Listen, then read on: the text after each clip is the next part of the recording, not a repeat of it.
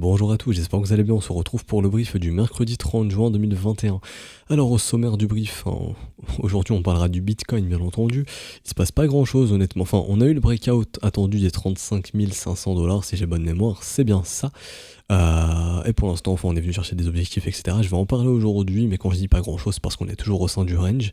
Je parlerai également un petit peu de macroéconomie, vraiment des choses très très intéressantes qui se passent aujourd'hui. Coinbase qui donne de bons signes de vie, c'est bien, c'est encourageant à voir si ça se poursuit aujourd'hui.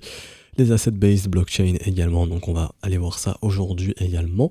Et on parlera un petit peu du dollar index qui pour l'instant est toujours dans son range, et du gold aujourd'hui qui a enfoncé son bottom, son creux qui avait été trouvé il y a quelques jours pour le coup, le 17 juin. On verra un petit peu quelles répercussions aujourd'hui, voir un petit peu ce qui se passera aussi également sur le Bitcoin et sur les actions en corrélation avec le dollar index. Et on parlera aujourd'hui d'ETC. Ethereum, je vais en parler. Non, j'en parlerai pas aujourd'hui, je pense pas. Pardon, je pense pas, puisque le gros a déjà été fait. Il s'est pas passé grand chose, donc non, j'en parlerai pas. XRP très rapidement, je le fais dans le sommaire, hein. Donc le breakout a eu lieu comme LTC, donc on retrouve une dynamique intéressante tant que le bottom des 51 centimes tient. Et je parlerai aujourd'hui d'ETC qui montre des signes de vie assez intéressants, et ça pourrait être le début, doucement mais sûrement, mais le début de quelque chose, j'en parlerai aujourd'hui. Alors Bitcoin pour le coup, bon je commence par la technique, je ferai l'order flow après.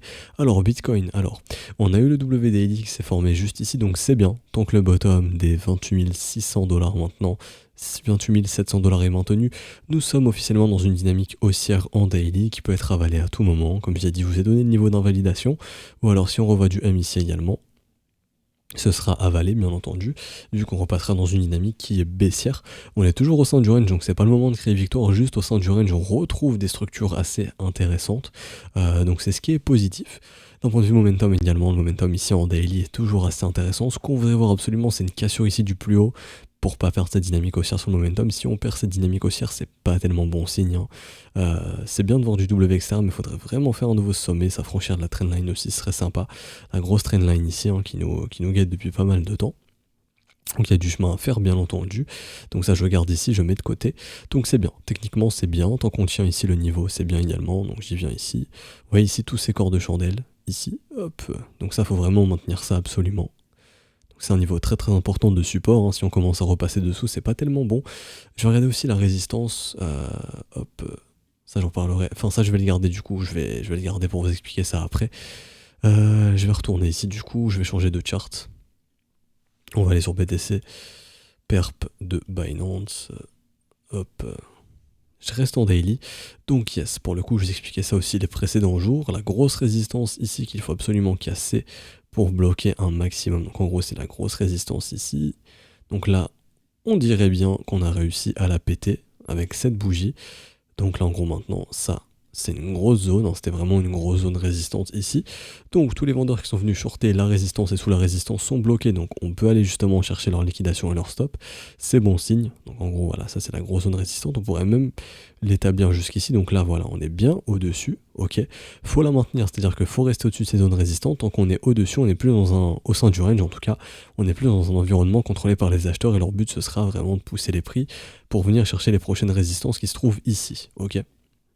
Donc tant que ça tient, pardon, c'est bien. Si on commence à retourner dessous, au final c'était juste une chasse à la liquidité, donc à ce moment-là, on retrouvera donc très très probablement la zone de rechargement. Donc là je passe en 1 heure et donc je vais venir sur ce que j'ai expliqué aux élèves juste avant. Et juste ici, donc là c'est très simple. En gros, le premier arrêt il est à 34 100 et il est sur des niveaux de liquidation, enfin de liquidité vraiment. C'est vraiment évident ici qu'il y a beaucoup de stops qui sont posés. Ça j'en parlais hier, donc il y a beaucoup d'acheteurs qui étaient rentrés pré-breakout, avant le breakout, ici. Donc là, justement, avant le breakout, il y a beaucoup d'acheteurs qui sont rentrés. Ils sont également rentrés ensuite sur le breakout également. Donc ce qui se passe ici, c'est qu'il y a beaucoup d'acheteurs qui sont rentrés. Donc si le marché veut sortir ses acheteurs, il doit absolument aller sous les 33 000, grosso modo 800 dollars. Donc à ce moment-là, on perdra le premier arrêt. Et on irait chercher la zone de rechargement, juste ici. Enfin, ici pour le coup, entre 32 500 et 31 008.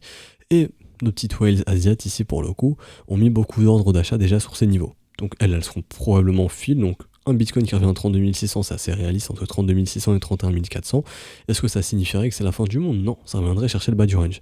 Et donc à ce moment-là, si les gens ont peur, tout comme ils ont eu peur ici, là vraiment ils ont eu peur, il y a eu beaucoup de ventes ici, sur le bottom pour le coup, à ce moment-là on saura qu'on est plus dans la probabilité de faire ce genre de structure.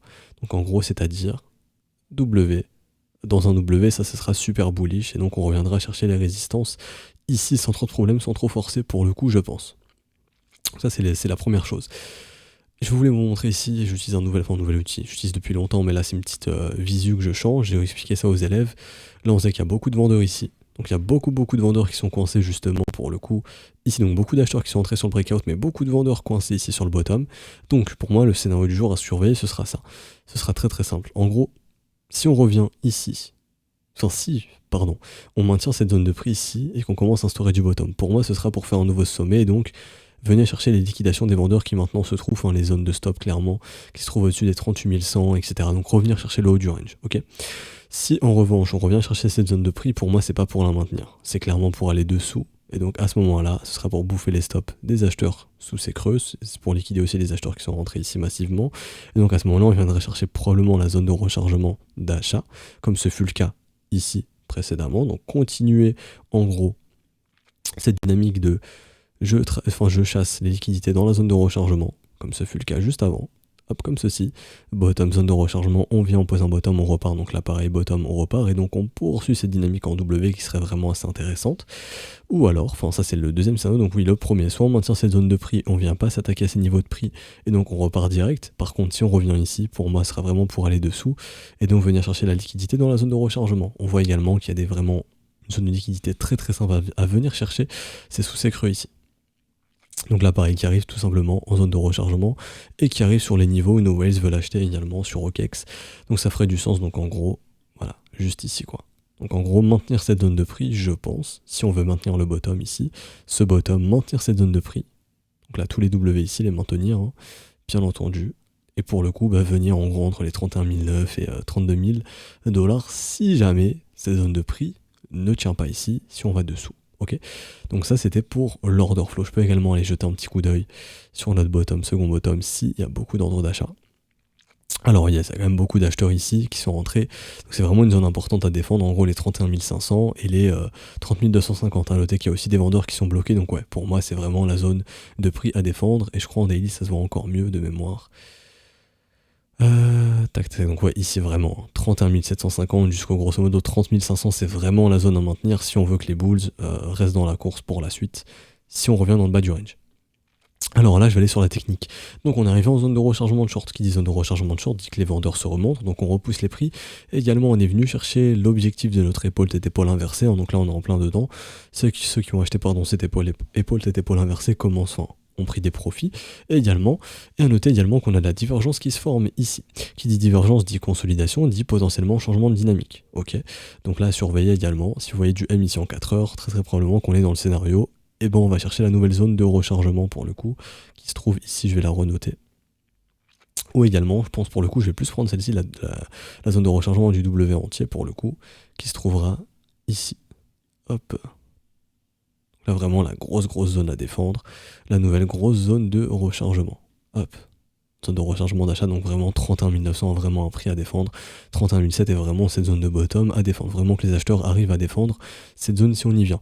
Donc actuellement je vous dis vraiment méfiance, si vous voyez qu'on commence à aller au niveau des 34 000, que ça ne tient pas, on ira probablement plus bas, et donc à ce moment-là, dans la zone de rechargement, est-ce que ça y est, on va aller sous le bottom qui était trouvé ici des 28 300? À l'instant T, je dirais que pour l'instant, non. Si les gens se mettent à vraiment acheter sur les dérivés, le mouvement descendant, à ce moment-là, je me dirais ça sent pas trop bon, et donc pourquoi pas. Mais à l'instant T, non. Pour moi, juste on revient chasser des acheteurs qui sont entrés sur le breakout, et on va liquider un petit peu d'acheteurs, et on repart ensuite, et on revient dans le bas du range, refaire peur. Pourquoi également venir chercher plus bas? Parce que, pourquoi à l'instant T, je vois pas le Bitcoin aller sous les 28 000, casser le range vers le bas maintenant, si on est amené à le casser vers le bas, parce qu'ici, il y a vraiment eu un niveau de capitulation. Il y a vraiment beaucoup de gens qui ont vendu. Et si beaucoup de gens ont vendu ici, qui a acheté? Des whales, et donc les whales vont tout faire pour défendre cette zone de prix, surtout que le bottom a été posé ici, en tout cas en horaire, donc c'est vraiment une zone de prix qui est très importante. Donc à l'instant T, je vous dirais pas d'être super bullish de que ça y est, on va retourner vers le haut du range, je vous dirais plus vraiment méfiance, puisqu'il y a la divergence qui commence à s'instaurer, un William qui quitte un état d'enfoncement, de stupidité ici, donc qui annonce également qu'il est prêt à souffler. Donc vraiment ici, vigilance aujourd'hui pour cette fin de semaine. Les breakouts ont eu lieu, c'est bien, mais ça m'étonnerait pas de faire juste un petit piège, de piéger ceux qui sont entrés sur le breakout justement, zone de rechargement pour poursuivre derrière. Ça vraiment, ça m'étonnerait pas, le Bitcoin il aime bien faire ça, comme il l'avait fait ici en gros. Le W se pose, on a le breakout, et on vient chasser les liquidités. Ici, on retourne dans la zone de rechargement, peut-être la même chose, mais sur une échelle plus grande. Le breakout, et on revient chercher de la liquidité dans la zone de rechargement, de nouveau dans le bas du range. Les gens se mettent à avoir un peu peur, et on rachète la peur, et on retourne plus haut par la suite, ok. Donc j'ai pas grand chose d'autre à dire honnêtement sur le Bitcoin aujourd'hui, juste vraiment vigilance, surveiller en fait la perte du niveau des 33 900, grosso modo. Si on perd ce niveau, c'est vraiment pas bon signe, des 33 008, à ce moment là on ira chercher plus bas. Ce sera pas non plus le moment de paniquer, je pense, puisqu'il y a quand même une grosse zone d'accumulation ici, enfin côté Wales, il y a des milliers de Bitcoins qui sont achetés sur le niveau des 32 500, 31 500, c'est une grosse zone qui sert d'accumulation sur le marché asiatique pour le coup, donc c'est une zone qui est vraiment importante, vraiment très très importante. Alors, également d'un point de vue liquidation, il y a un petit peu de liquidité potentielle dans les 33 008, donc si on y va que ça tient, c'est bien. Par contre, si ça cède, on ira plus bas, et donc il y a la liquidité aussi dans les 32 000, et aussi proche des 31 000, 30 000, mais personnellement, je pense que techniquement, s'il y a un bottom à venir trouver, si on commence, si on enclenche un mouvement baissier, ce sera vraiment sous les 32 200, et idéalement au-dessus des 31 500, donc grosso modo vraiment dans cette zone. D'un point de vue liquidité, ça permet à ceux qui ont acheté ce bottom de maintenir leur position, vu qu'on l'a vu, c'est pas tellement français, comme on l'a vu, il y a beaucoup d'acheteurs ici au 31 750 jusqu'au 30 500, il faut à tout prix que ces acheteurs puissent maintenir leur position, et donc ça permet aussi de sortir les acheteurs d'ici et les acheteurs d'ici. Donc pour moi c'est la zone parfaite entre 31 500 et 32 200 pour trouver un bottom en cas de mouvement baissier, pour maintenir ce range en vie, tout simplement. Donc voilà. Bien sûr ça peut changer au fil des jours, donc si ça doit changer, je reviendrai sur ce que j'ai dit, puisque le marché change tous les jours, donc s'il y a une update à faire, je la ferai, mais pour l'instant c'est ce que je regarde aujourd'hui. Pour le Bitcoin j'ai fini, donc là je vais enchaîner du coup sur la macroéconomie. Donc je voulais vous parler du gold et du dollar index, donc le gold qui s'enfonce, donc qui ne trouve pas encore un bottom pour le moment depuis ce mouvement baissier, donc ça pourrait permettre au dollar index de, sait-on jamais, faire un nouveau sommet, et à voir comment les actions et le Bitcoin vont réagir face à ça. Si on est exclusivement dans un marché qui vient acheter de l'asset à risque, on peut caser le dollar index comme un asset à risque. Donc à ce moment-là, ce sera bénéfique pour S&P, actions, Bitcoin, indices, pétrole, et tous les assets à risque prendront en valeur, et les risk-off se feront démonter. Donc pour le coup, ça dump, et puis ça dump également. Et donc on est dans un environnement où on va chercher que du risque, donc le Bitcoin en fera partie. En revanche, si on a que le dollar index qui performe, les risk-off se feront démonter, et les autres risk-off, donc tout ce qui est S&P, Bitcoin également, aussi. Donc c'est pour ça, je pense qu'il faut vraiment surveiller le dollar index. Et en cas de cassure des 92,4 points, ça pourrait techniquement, potentiellement, ne pas être trop bénéfique pour le Bitcoin, et c'est ce qui pourrait justement le ramener vers ces zones de prix un petit peu plus basses. Si on reste toujours dans le range, on reste toujours dans le range, et Bitcoin on aura un petit peu rien à foutre de ce que fait le dollar index. Je parle du range du dollar index ici pour le coup, entre les 91,5 points et les 92,4 points. Hier à noter également que Coinbase, il y a eu le breakout enfin avec le réveil des acheteurs. Ici on a vu le W qui s'était formé. Ceux qui ont du mal, je vous remontre ça comme ça. En area ça se verra mieux, ou en line, ça dépend de comment vous voulez voir ça. Voilà, ici ça se voit bien. Donc on a un retour d'intérêt sur l'action Coinbase pour le coup. On est en été, il faut faire attention tout de même. Mais bon, ça c'est intéressant également. Donc le breakout a eu lieu, donc le W s'est formé sur l'action Coinbase également, W weekly si je dis pas de bêtises. Enfin, si ça confirme ainsi, ça clôture ainsi, c'est vraiment bon signe. W weekly, ça montrera qu'on tente de poser un bottom sur l'action Coinbase. Donc l'intérêt pour le marché des cryptos pourrait revenir au cours des prochaines semaines, prochains mois, du côté des instituts. Pour l'instant, c'est pas encore le cas, en tout cas directement sur le Bitcoin, c'est pas encore le cas. On voit que ça commence à vendre moins, j'ai expliqué ça aux élèves tout à l'heure. Dans le sens où sur Grayscale, vous voyez ça assez facilement quand on regarde le premium. Donc plus il y a un premium élevé, plus l'intérêt pour les désinstits est élevé, plus il est faible, moins il est élevé. On voit que depuis qu'on arrive sur la zone grosso modo des 30 000 $, la précédente zone d'accumulation des instits, donc grosso modo c'était les 28 000, 25 000 $, ça accumulait pas mal. On voit que le premium commence à dessiner du W, donc ça montre pas qu'il y a un intérêt de fou qui revient, mais ça montre en tout cas que l'intérêt baissier qu'avaient les instits pour le Bitcoin diminue sur leur précédente zone de prix d'achat. Donc, deux scénarios, soit qu'ils vont se remettre à accumuler au cours des prochaines semaines et prochains mois, soit qu'ils veulent obtenir de meilleurs prix de vente. Et donc à ce moment-là, zone de rechargement de short qui est donc, pas celle-ci, mais plutôt celle-ci, qui est donc, pour le coup, je prends le précédent sommet, ici, et donc qui est entre les 51 000 et les 57 000 $, ou, si on prend le précédent sommet ici, entre les 47 et les 52 000 $, tout simplement. Ça veut dire qu'il faut tout revendre à un meilleur prix pour le coup le Bitcoin, pour revendre à un meilleur prix, pour acheter à un meilleur prix derrière, et potentiellement sous les 29 000. Bon, ça on en est encore très très loin, là c'est beaucoup de spéculation, mais pour le coup il n'y a pas un intérêt instit, ça y est, les instits rachètent beaucoup de bitcoin, mais en tout cas leur revente diminue de ce qu'on voit, donc parce que le premium a trouvé un point bas ici, ça commence doucement à arrêter de vendre massivement. Donc, deux scénarios, comme j'ai dit, soit ils rachèteront dans les prochaines semaines, et donc on aura des datas ici, on aura les informations, premium qui redevient pas mal positif, ou alors ils veulent revendre à un meilleur prix, tout simplement. Donc j'ai fini ici pour la macroéconomie, j'ai plus grand chose d'autre à dire. Très très bien pour Coinbase, ah oui, rapidement sur Riot et Mara, d'autres assets, Based Blockchain, pardon, on est tout proche des données VOW weekly, si on casse les 38 $ ici, ce serait très très positif. Et sur Mara également, si on casse les 32 $, pour l'instant c'est pas encore le cas, mais on commence à faire des petites mèches, c'est bon signe cette histoire ici. Donc, wait and see, j'ai envie de dire. Donc, grosso modo, on a quand même des choses assez positives, que ce soit sur les actions blockchain, que ce soit également sur Coinbase.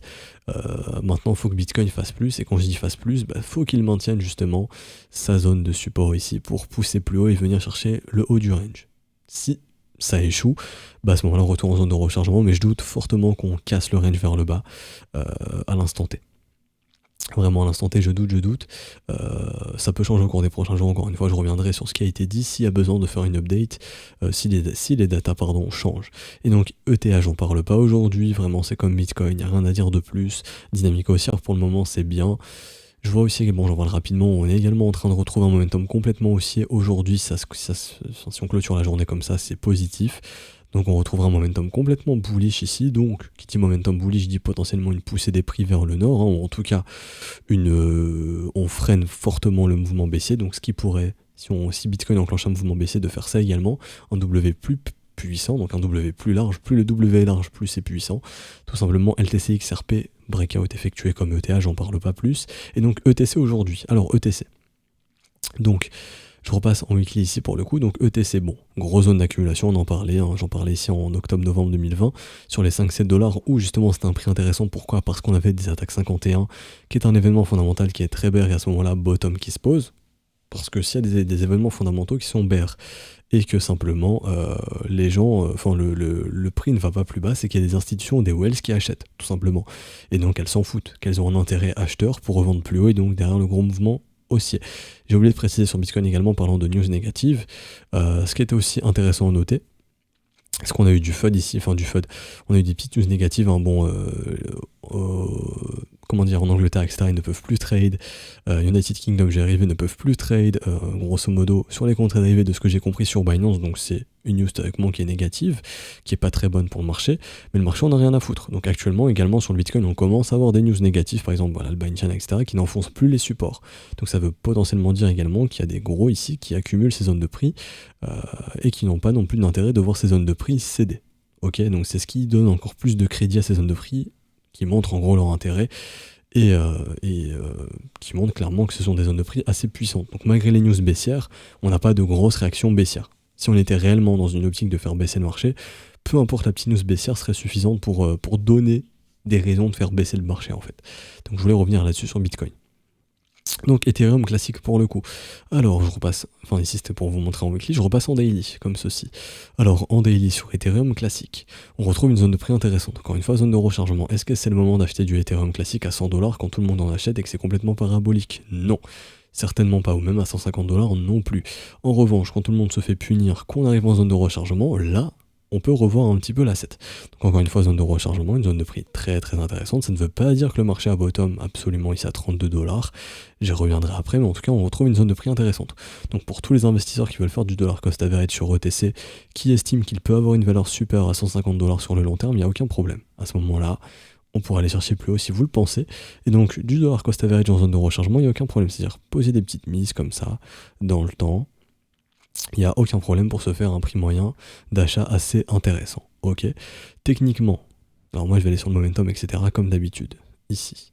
Alors, d'un point de vue trendline, premièrement, je trace ici, je regarde comme ceci, j'ai une cassure de trendline, c'est bien. Ça déjà d'un point de vue momentum, c'est bien, on quitte le momentum baissier, ici de ce mouvement baissier, c'est super.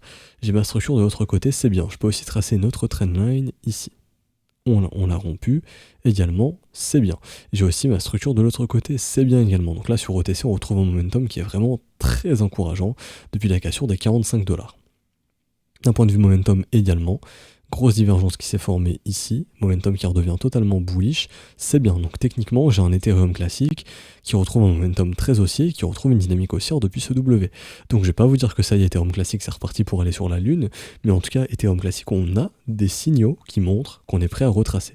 Donc déjà, un retracement très important, le premier arrêt, les 80$. Donc un Ethereum classique qui revient chercher 80$, ce serait pas aberrant. Ici, ok, et plus si jamais. Donc plus ce serait quoi? Ce serait zone de rechargement de short entre du 110$ et grosso modo du 132$. Est-ce que je m'attends à voir un Ethereum classique venir chercher un nouveau sommet dans les prochaines semaines? Non, loin de là. Techniquement, ça me semble pas encore assez mature. Je pense qu'on a besoin d'une bonne zone d'accumulation. Et donc ça se traduira en weekly comme ça. Peut-être plus courte, hein, mais au moins quelque chose de plus à plat. Voilà, quelque chose qui se pose plus dans le temps. Une bonne zone d'accumulation en gros bottom qui se pose. Et ça sera probablement plus en hiver, je pense. Mais en tout cas, actuellement, pour le coup, ici en daily, on a quand même des petits signes de retracement et avec un ETC qui retrouve des signes bullish. Donc, pas de nouveau sommet, mais au moins du retracement. Donc, première raison de rechargement de short ou retracement de moitié également qui est totalement possible. Hein. C'est vrai que j'ai oublié d'en parler. Et d'ailleurs, je pense un petit concept de Yann, pas le youtubeur bien entendu, je précise tout le temps parce que des fois on me demande et je pense que peut-être on lui pose des questions, mais ça vient pas de lui. Pour le coup, donc un marché peut retracer de moitié en moitié moins de temps. Donc je vous mets ici date range et donc hop. Comme Bitcoin l'a fait, elle a retracé de moitié en moitié moins de temps. Ici, grosso modo, donc ici, hop, 47 jours. Donc vous faites grosso modo la moitié de 47 jours. On va partir sur du 24-23 jours. Vous faites ça comme ça. Donc je vais le faire avec le template que j'utilise de base. Ce sera plus simple parce que j'ai dit un template que j'ai fait manuellement. Donc ici, FIB Time Zone, ça me calcule tout seul. Je fais ça et je fais ça. Lui me calcule la moitié. Et ici, pour le coup, en juillet, mi-juillet, hein, sur OTC, il faudrait pas s'étonner de se retrouver au niveau des 95$. Simple concept de Gann qui dit qu'un marché peut retracer de moitié en moitié moins de temps, comme ce fut le cas ici. Vous prenez par exemple ce mouvement ici. Hop, je vous montre ça. C'est pour ça que ça permet aussi de retrouver les pieds sur terre, entre guillemets. Quand vous avez un asset qui pump vachement rapidement, mettez-vous une petite règle de Gann, vous regardez aussi est-ce que ça peut retracer de moitié en moitié moins de temps, et vous regardez si ça a été fait. Par exemple ici, règle de Gann, ce marché peut retracer de moitié en moitié moins de temps. Vous prenez ici cette phase de bottom, vous prenez le retracement de moitié, et ici, pour le coup, oui, Ethereum classique a bel et bien retracé, même avant, a bien retracé de moitié en moitié moins de temps. Donc ça vraiment c'est une règle que j'apprécie beaucoup et qui m'aide généralement aussi également. Et donc là pour le coup, ETC pourrait retracer au niveau des 100$ environ pour mi-juillet. Donc je vous dis pas absolument d'acheter l'Ethereum classique ici, c'est pas du tout le message du jour. Le message du jour actuellement c'est que ETC retrouve une dynamique haussière assez intéressante, c'est pour ça que j'en parle. Et le signal a été donné en cassure des 45$. Donc si je voulais entrer sur Ethereum classique, est-ce que je le ferais ici? Non. Je le ferais sur les 45$ si je voulais entrer avec un stop sous les 31$. Donc la position à prendre pour ma part, ce serait ça. Ce serait ici Wake of Check, donc on revient chercher la ligne de coup, j'entre à ce moment-là, donc je pose mon ordre, je mets mon stop sous le creux, et donc ensuite je target par exemple un retracement de moitié, donc j'ai un risque reward de 3,68, c'est-à-dire que ici, je risque 1 pour gagner 3,68, ce qui est un risque reward très très intéressant.